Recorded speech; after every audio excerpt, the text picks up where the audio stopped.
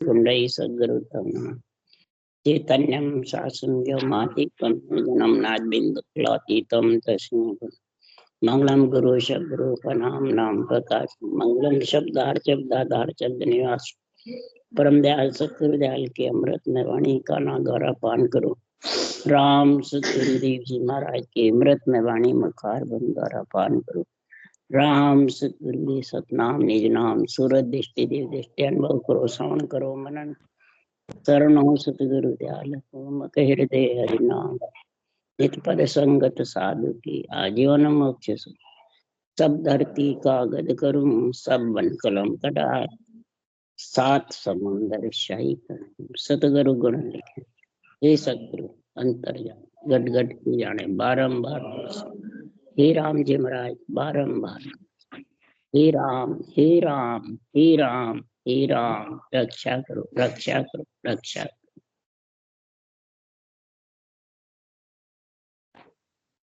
इथे राजा चंदूलाल का संवाद चल रहा है। सुखराम जी महाराज के और राजा शिवनी के राजा चंदूलाल के प्रश्न उत्तर होता है। राजा चंदूलाल कहता है राम कृष्ण अवगत है, निरंजन है, निराकार है और राम कृष्ण के अलावा कोई जगत में नहीं है। और सदगुरुदेव फरमाते हैं हे राजा, राम कृष्ण ने जो भक्ति करी वो भक्ति तू धारण कर ले। अवगत तो जिसको लखने में नहीं आता उसको अवगत कहते हैं। तो रामकृष्ण का शरीर तो लखने में आता है, रूप में है, तो वो माया ब्रह्म के साथ है और जो परमात्मा है वो माया ब्रह्म से अलग है। तो उन्होंने जो भक्ति करी माया ब्रह्म से अलग की, वो भक्ति तू धारण कर ले। और उस भक्ति के बिना हे राजा चंदूलाल भले तू कितना ही सेवा कर ले, पूजा कर ले, प्रजा को सुखी रख ले, कितनी दया धर्म पुण्य दान पुण्य कर ले, आत्मा माया ब्रह्म से अलग नहीं हो सकती। माया ब्रह्म से अलग नहीं होती है जब तक मोह ममता तृष्णा कल्पना आत्मा को सताती रहती है। नहीं सताती है? सताती रहती। कब सताती है? शरीर छोड़े बाद। अभी तो चलो इंद्रिया दमन करके जंगल में बैठ जाओगे, बोले कितने ही अपने आप को ज्ञानी समझ जाओगे, ब्रह्म समझ जाओगे, जंगल में बैठे रहो, परंतु शरीर छोड़े बाद में जब तक ये आत्मा माया ब्रह्म के साथ में है तब तक ममता तृष्णा कल्पना मैंने इच्छाएं ये धापेगी नहीं।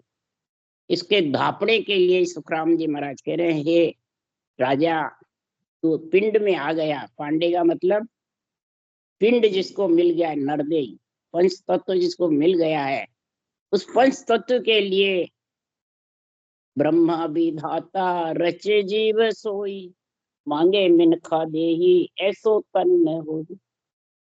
ब्रह्मा विधाता है, जीव रचता है, फिर भी नरदेई मांगते हैं। क्यों मांगते हैं? नहीं, उनको उस वक्त समझ है और नरदेई आई बात समझ नहीं। क्या कारण? वो आत्म चेतन कहलाते हैं, ब्रह्म कहलाते हैं, साक्षात जीव नहीं कहलाते हैं। समझ गए? दूसरी जन को देख करे अभिलाखा। जन इन्हीं 3 लोक 14 भुवन से ही परम मोक्ष में जाते हैं केवली भगवान, तो उनको देख अभिलाखा करते हैं। तो ब्रह्मा कहे घड़ो तुम बांझो, शिव के करो संगारा, विष्णु कहे कीजिए प्रतिपाला, ये वैकुंठ तुम्हारा। वो अरज करते हैं। जब राजा जनक उस देश में गए तो सब ने अरज करी। धर्मराय की नगरी जितने भी जीव दुखी थे सबको कहा ये मुक्ति में भेज, नहीं तो मैं भी यही रहूंगा। अरे ये निर्वत पुरुष कड़े क्यों पर्वत सर्व पदार्थ त्यागी, सर्व पदार्थ त्याग करके और उस देश में जाते हैं। तीर्थंकरों ने यही भक्ति करी, यही भक्ति करके परम मोक्ष में गए। कबीर ने, दादू जी ने, दरिया जी ने, संदास जी ने, सुखराम जी ने अपन शाख बोलते हैं, महिमा भी करते हैं सब धर्म में, संप्रदाय में, चाहे राधा स्वामी में हो, चाहे सदगुरु मना इसमें हो, चाहे महाराज परमात्मा राम से नहीं हो, चाहे ईसा मसीह हो, चाहे गुरु नानक के हो, चाहे मुसलमानों के मोहम्मद साहब के हो, इनके अपन बड़े हुए हैं, इधर रामकृष्ण के बड़े हुए हैं, परंतु इन्होंने जो भक्ति करी उसकी किसी को समझ नहीं है।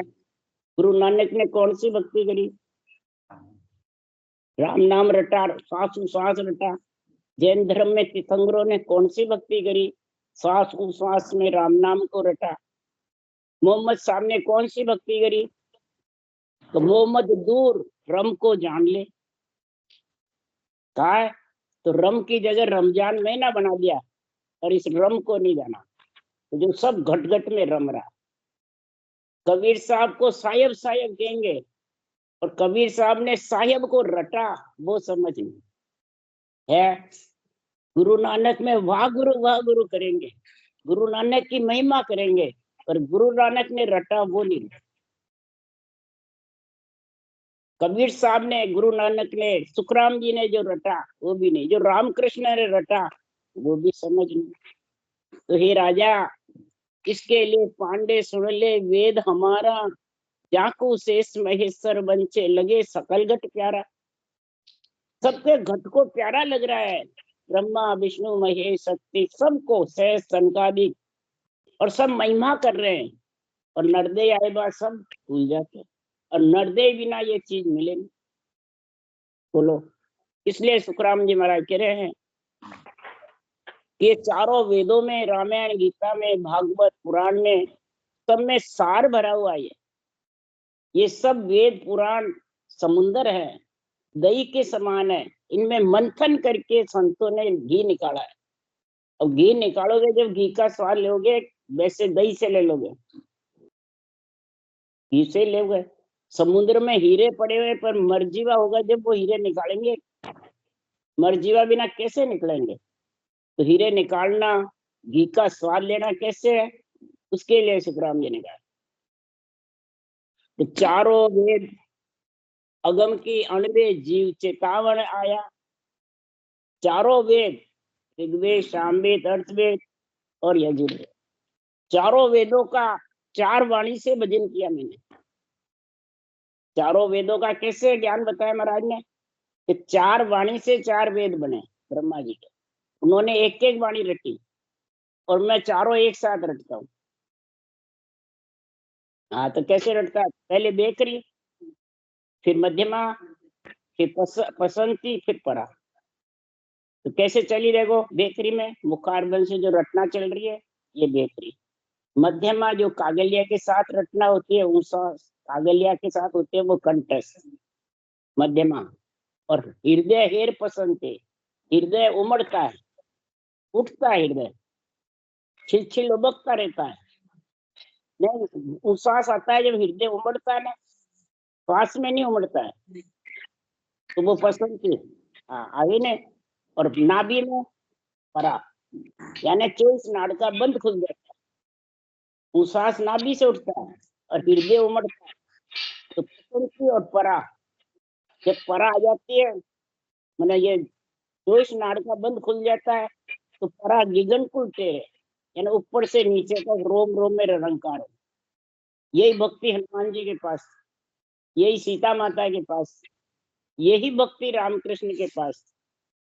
चारों वाणी से रटना की एक साथ, तब वो निरक्षर प्रकट हुआ, निर्वाण पहुंचाने वाला, वो हमारा ज्ञान है। चारों वेद अगम की अणवे जीव चेतावन आया। चारों वेद का भेद जीव अंतर में पेखे। चारों वेद का जो भेद है अंदर में, ज्ञान का, भक्ति का, यज्ञ का, और महाराज परमात्मा है इसका,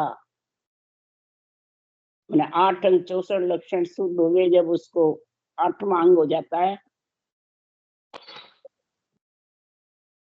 झरना, बिल्कुल सहनशीलता हो जाती है।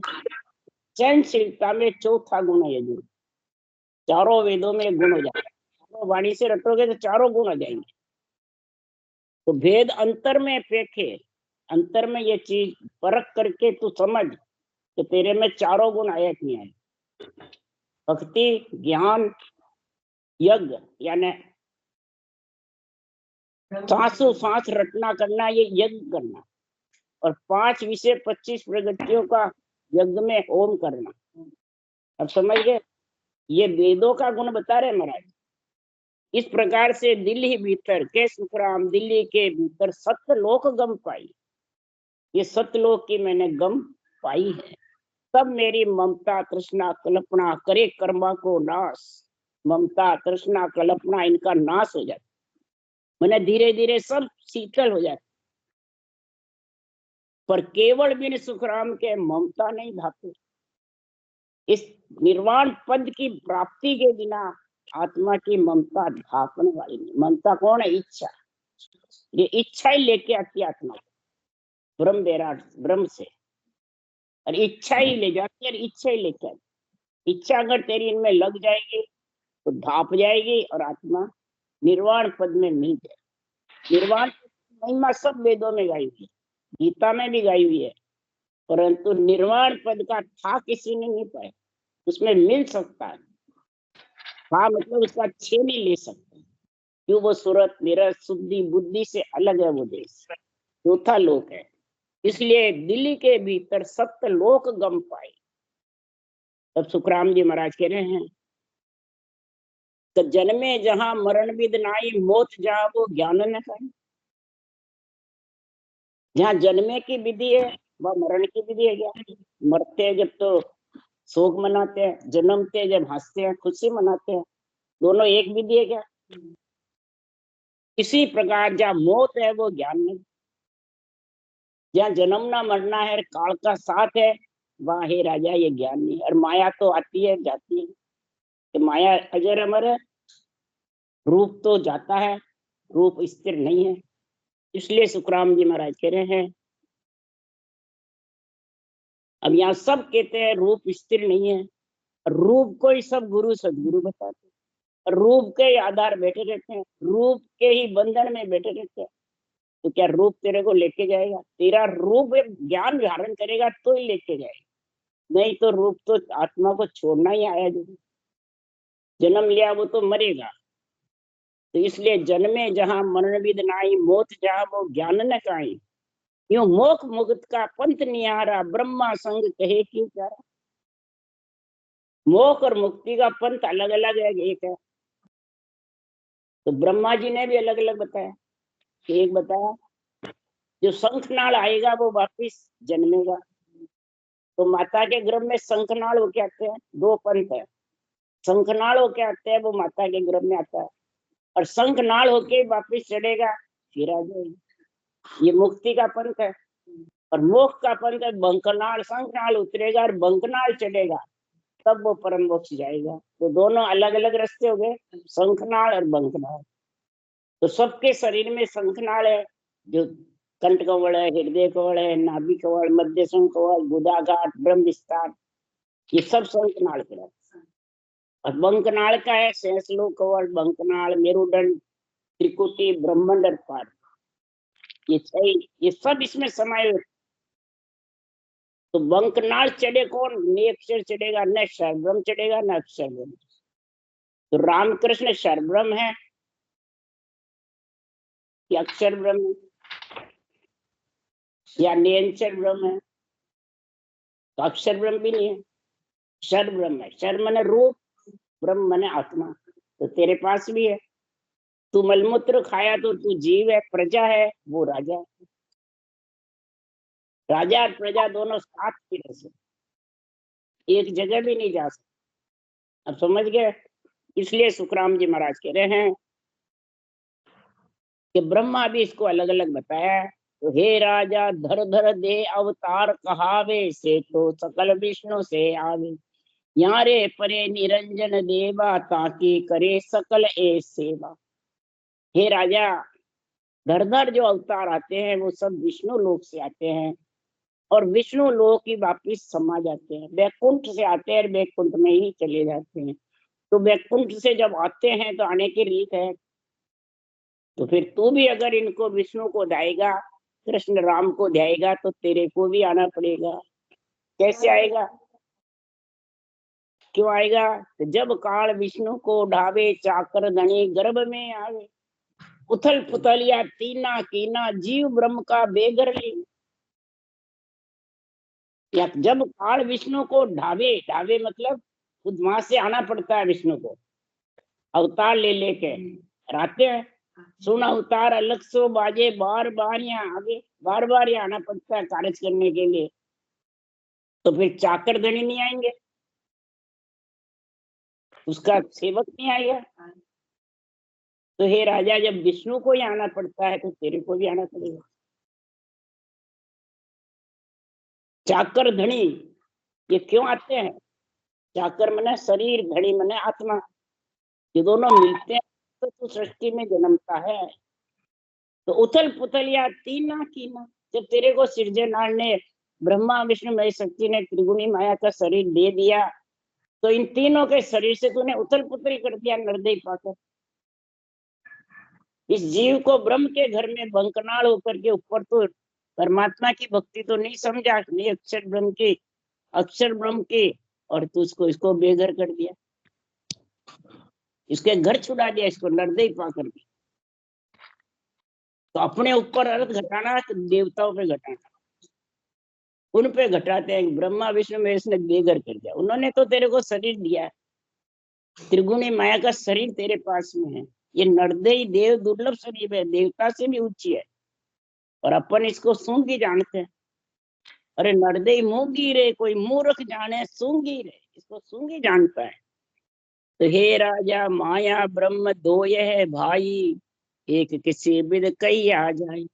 माया सुख दुख भुगते दो ही, ब्रह्म सदा सुन न चल हो। माया ब्रह्म दो है। कौन है? शरीर माया है, आत्मा ब्रह्म है। आत्मा अजर है, अमर है, आत्मा मरती नहीं है, न आत्मा को काल खाता है, समझ गए? और न आत्मा परमात्मा। परमात्मा हो तो फिर गर्भ में बलमूत्र खाने के आवे। परमात्मा है तो फिर सुख दुख परमात्मा थोड़ी पाता है, ये आत्मा ही पाती है। और आत्मा निकल गई तो सुख दुख सब खत्म। शरीर जड़ हो गया, और इसको जड़ जड़ में समा जाएगा, पृथ्वी में समा जाएगा, पृथ्वी से आया हुआ। तो सारा दाल मदाल आत्मा का ही तो है।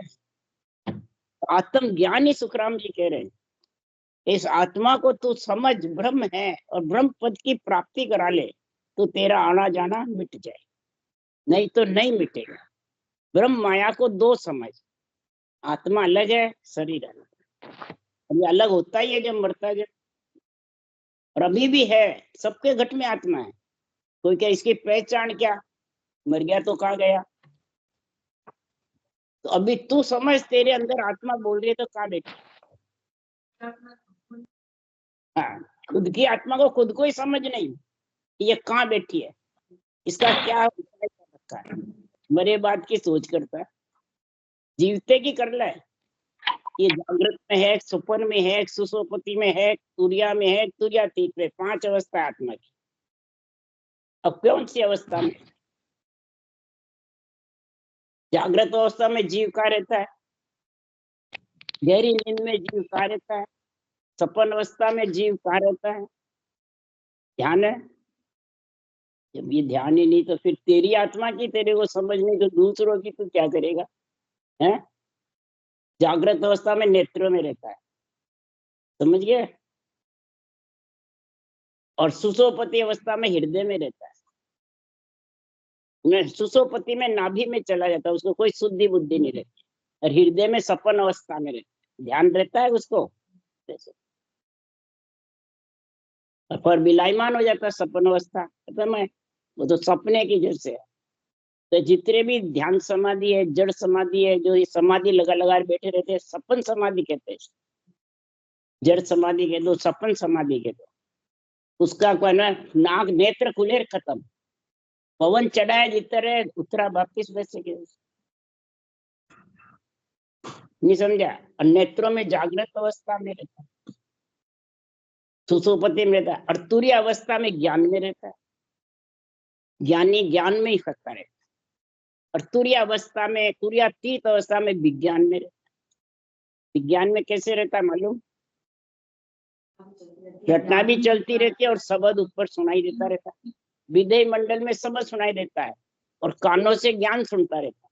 तो ये चेतन अवस्था में हुआ, सहज समाधि में हुआ कि जड़ में हुआ? अब बताओ, ध्यान समाधि ऊंची है कि सता समाधि ऊंची है? सता समाधि में सब कार्य होता रहता है और उसको मालूम ही है मेरी आत्मा कहाँ है। इसको कहते हैं तुर्यातीत और तुर्यावस्था। जागृत सुपन सुसुप्ति तो देही का धर्म है, आती रहती है जाती रहती है सब। कि नहीं ये खत्म हो जानी चाहिए, तो खत्म हो तो जिंदा ही नहीं रहे।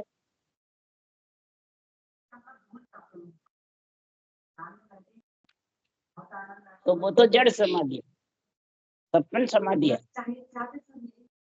तो वो तो घंटे 2 घंटे जाओ वापिस वैसे के वैसे हो जाओ। और चेतन समाधि में 24 घंटे ज्ञान में, विज्ञान में और मैंने चेतन अवस्था में रहोगे तो शरीर का कार्य भी करते रहोगे, प्राणी मात का हित भी करते रहोगे, प्राणी मात को राम रूप भी समझोगे, प्राणी मात की दया भी करोगे और भक्ति भी कर सकते, और आत्मा उस देश का आनंद भी ले सकती है। तो बताओ ऊंचा कौन हुआ? वो दूसरों को मालूम नहीं पड़ता है, वो खुद को ही पड़ता है। जो करेगा उसको मालूम पड़ेगा, वो दूसरों को नहीं पड़ता है। अगर दूसरों को दिखाना है तो फिर जड़ समाधि में जाए। हाँ बिल्कुल, दूसरे देखेंगे तो लगेगा। जैसे सत्संग होती है तो नाड़ झुक जाती है, ध्यान में बैठे रहते हैं तो दिखता है भाई हाँ ये तो समाधि में सोता है। तो कोमा अवस्था में आता है वो सब समाधि में सोता है, कह दो। जिसके कोमा हो जाती है, उसको शुद्धि बुद्धि नहीं रहती है तो समाधि में सोता है वो भी, तो ये नहीं सोता। इसलिए सुखराम जी महाराज कह रहे हैं कि एक कैसे है माया और ब्रह्म दो है। माया सुख दुख भोगते दो, ये ब्रह्म सदा सुन नेचर हो। ब्रह्म तो नेचर है, ब्रह्म का ज्ञान तो चलेमान नहीं है, आत्मा भी चलेमान नहीं है, परंतु मरती जीती प्रतीत होती है तो वो दुख सुख पाती रहती है। तो ये दुख सुख और मरता जीता प्रतीत होना बंद करने के लिए हे राजा चंद्रलाल, तू ये ब्रह्म ज्ञान भक्ति धारण कर ले, ब्रह्म वेद ले ले, ब्रह्म भक्ति ले ले, ब्रह्म विचार कर ले और ब्रह्म ज्ञान को समझ जा। ये ब्रह्म ज्ञान ही बहुत ऊंचा है। आत्मा का ज्ञान ही ब्रह्म ज्ञान है, आत्मा का गुरु ही ब्रह्म ज्ञान है। सुनो जीव की जात ब्रह्म आप ही कहूं तो ही, गुरु ब्रह्म का ज्ञान है पद आनंद सत हो। जो ब्रह्म ज्ञान को गुरु मानता है वो की प्राप्ति करेगा। अब समझ गए? तब ब्रह्म ज्ञान को गुरु कौन मानता है? फिर कृष्ण भगवान ने क्या कहा? मेरे तत्व ज्ञान की समझ कब आती है? ब्रह्म ज्ञान की शरीर धारी से बंधना ही मेरे तत्व ज्ञान से वंचित रहना है। पहले नहीं समझ आती थी इस बात की, नहीं आती थी, गीता पढ़ते थे तब नहीं आती थी, अब आती है भाई। तो गीता तो सिर्फ पाठ करते थे, अंदर का आत्म ज्ञान कहाँ था? अंतरिम का ज्ञान नहीं था। पढ़ते थे गीता, मतलब ज्ञान नहीं था, ज्ञान नहीं था तो फिर ज्ञान, तब से ज्ञान समझ में आता है। शरीरधारी से बंधना ही मेरे तत्व ज्ञान से वंचित रहना। और गढ़ प्राण के 11वें अध्याय में लिखा है कि मेरा तत्व ज्ञान जो धारण करता है उससे मैं बहुत प्रसन्न रहता हूँ। किसने कहा? कृष्ण भगवान। अब बताओ तत्व ज्ञान धारण किसके पास है? तत्व आत्मा है और तत्व ज्ञान है कौन? ये राम का नाम को सांसों सांस रटना, ये तत्व ज्ञान है। अब समझ गए? तो कौन रट रहा है? तत्व ज्ञान किस किस के पास है? सबसे प्रथम रचना के बाद में तत्व ज्ञान किसके पास आया? केवल ज्ञान के दो, तत्व ज्ञान के दो। आज वसो जन ऋषो देव अंत भजो महावीर, 8 पोर सुमरण किया धरचित ध्यान सधीर, धरचित ध्यान सधीर एकंतर आसन किया, छाड़ दिया सब राज जगत सो 4 दिल्लियां, केवल भज केवल हुआ चुगे हंस ताहिर, आद भजो जन ऋषो देव अंत भजो महावीर। ये प्रमाण दिया सुखराम जी ने, 24 तीर्थंकरों ने ये भक्ति करी। और नवदा भक्ति करी ऋषभ स्वामी ने, और नवदा भक्ति उन्होंने चलाई। बोलो, भरतखंड नाम भी भरत से उनके पड़ा। बोलो, भरत वे सबसे पहले राजा ऋषभदेव के पुत्र थे, दूसरे नंबर के। बड़े नंबर थे बाहुबली, 100 पुत्र वे राजा ऋषभदेव। अब कोई के गृहस्थी नहीं थे, त्यागी थे, कहाँ त्यागी थे? 100 पुत्र हुए उनके। 9 जोगेश्वरों ने राजा जनक को ज्ञान दिया, ऋषभदेव के पुत्र थे 9 जोगेश्वर। बोलो, राजा जनक होम यज्ञ करता, कहो जोगेश्वर आवे, अग्नि पुरोहित उठ मिला सामा, यूं बुरकी घर लगावे। ये राम नाम की सांसों सांस की रटना राजा जनक के किसके पास आई? 9 जोगेश्वर होम यज्ञ कर रहे थे जबरदस्त। तो वो 9 जोगेश को आते देखते, होम की अग्नि उनके सामा बधाने गई। तो अग्नि जाए तो पुरोहित भी जाए, ब्राह्मण भी, कराने वाले भी गए, तो फिर राजा रानी भी गए पीछे। तो भाई ऐसा कौन है जो अग्नि उनका अगवानी कर रही है? आज तक किसी ने करी अग्नि अगवानी?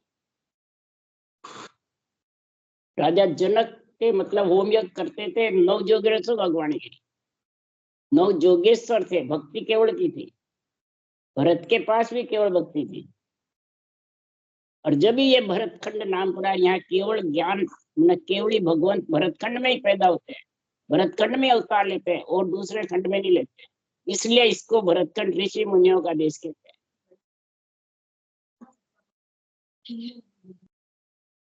मैंने मोक्ष में बहुत मुश्किल, भरतखंड को ही ऊंचा बताया। देवता सब भरतखंड में नरदेय की आस करे, अहो प्रभु मानव तन दीजे भरतखंड के माई, केवल भक्ति करा संत सेवा और करा कछ। बोलो, भरतखंड में क्यों मांग रहे हैं?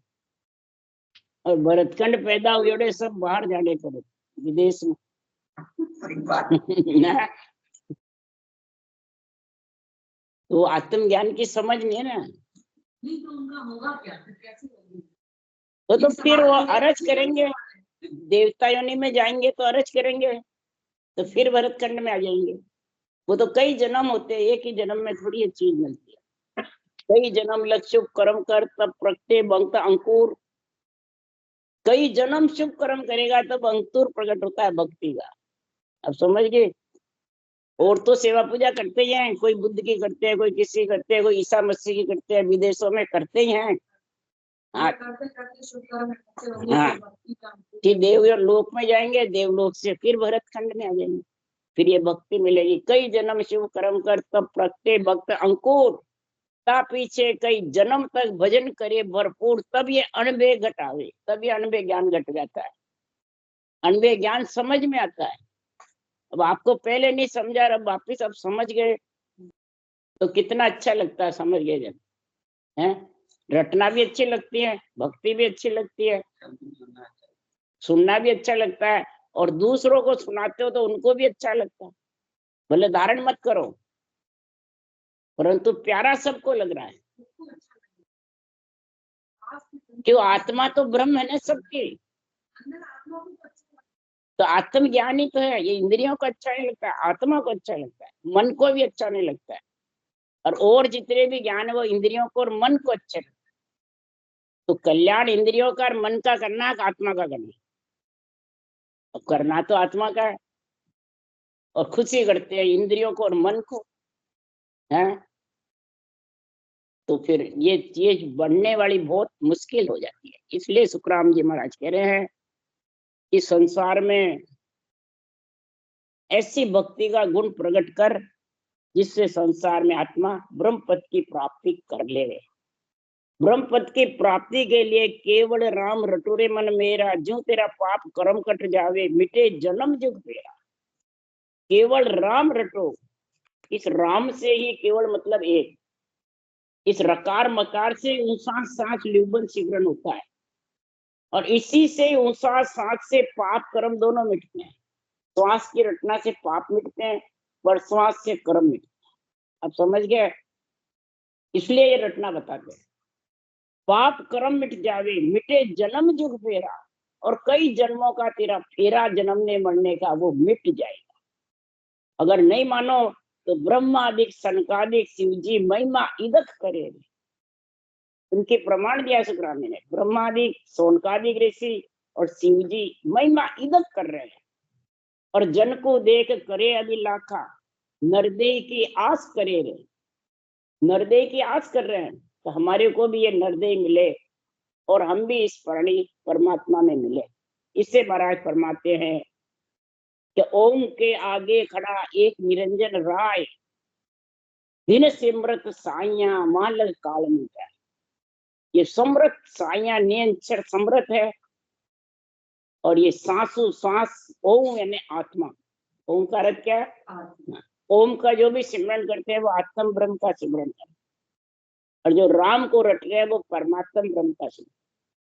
तो परमात्मा के नाम की रटना करेगी, आत्मा की करनी। ज्यादातर सब ओम की साधना करते हैं, जितने भी जंगल में बैठे हैं, श्वासा को ऊपर चढ़ाते हैं, सब ओम की साधना। राम की करते हैं सब ओम की। शंखनाल के रास्ते ओम की साधना है, और राम को श्वास श्वास रटोगे तो भी शंखनाल में, और श्वास पर श्वास रटोगे तो बंखनाल में, तब वो नेक्षर आएगा। तो श्वास प्रश्वास के बिना नेक्षर प्रकट नहीं होता। इसलिए ओम के आगे खड़ा, और वो नेक्षर ऊपर है, परब्रह्म परमात्मा सत्य सायद। वो दिन सिमरत साइया, वो काल को रोकता है, वो आत्मा को जन्म मरण से आने से रोकता है, दूसरा रोक नहीं सकता। क्यों? नेक्षर इसका पति है। जिसके कुमारी कन्या रहती है उसका डर रहता है, कोई इसको मतलब कन्या को परेशान नहीं कर दे। और पति साथ रहता है तब माता पिता का ही खत्म हो जाता है, कन्या का खुद का खत्म हो जाता है। इस आत्मा का पति कौन है? निरक्षर। अक्षर ब्रह्म माता पिता है। अब समझ गए, क्षर ब्रह्म माता पिता है, और अक्षर ब्रह्म भी महाराज फरमाते हैं रर्रो मम्मो दो मात पिता है। समझ गया? जब ये रर्रा मम्मा रटना नहीं करोगे तो पुत्री का पति मिलने वाला नहीं। प्रकार मकार में इतना गुण है कि रर्रो मम्मा बिन मन सु ते न रहे समाय। रर्रा मम्मा मुखारबल से नहीं रटी, और अंदर के अंदर ओम सोम का जप्पा जप्पा पवन खींचना करना ये समाते रहते हैं। तो सपने ही सुखराम के पीछे घाट नहीं गए, वो नेचर प्रकट नहीं होगा। प्रकार मकार के बिना भी नहीं होगा, और श्वास उश्वास के बिना भी नहीं। ये हर गुरु दोनों है, हर है राम नाम और गुरु है ये विधि। ये दोनों मिलेंगे जब नियंत्रण आएगा। या एक से जैसे दो पति पत्नी मिलेंगे जब तीसरा होगा, तो ये हर गुरु दोनों मिलेंगे, गुरु से गोविंद आता है। हर गुरु दोनों मिलेंगे तब आत्मा परमात्मा मिलेगी। तो हर गुरु कौन है? जो सासु सांस है विधि वो गुरु है, वो ब्रह्म ज्ञान है, गुरु ज्ञान है, और रटना है वो हर परमात्मा है, राम नाम। तब वो समृत नेचर आत्मा का पति है, तब आत्मा परमात्मा मिलेगी। बोलो राम सतगुरुदेव जी महाराज ने धन्य, परम दयाल सतगुरु सुखराम जी महाराज ने धन्य, अनंत श्री सुख सम्राट सतगुरु सुखराम जी महाराज के ज्ञान सत्स्वरूप भगवान ने धन्य हो, केवड़ी भगवंता ने धन्य हो, जीवा कारण जाज ने धन्य हो, मोक्ष के मालका ने धन्य हो, अनंत कोट धन्य हो। सब आरती राम राम मारो, सबने राम राम राम राम राम राम राम राम राम राम सबको, राम राम सबको, राम राम। बोले सब काम करो, कोई मना नहीं। शरीरदारी गुरु जिसका है वो रखो, आत्मा का तो गुरु ब्रह्म ज्ञान है साफ। तो हमने तो गुरु बना लिया, बस अब गुरु नहीं करे। गुरु बनाने पड़ते हैं, गुरु बनता है। बनाने तो तेरे सब अपने आप माता पिता भी बनते ही हैं, उसको क्या बनाएगा?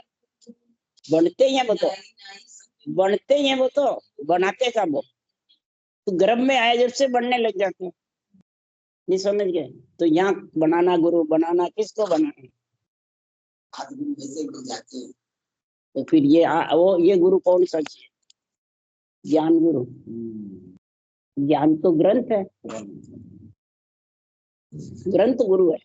गुरु नानक में सब ग्रंथ को ही गुरु मानते हैं, नहीं मानते?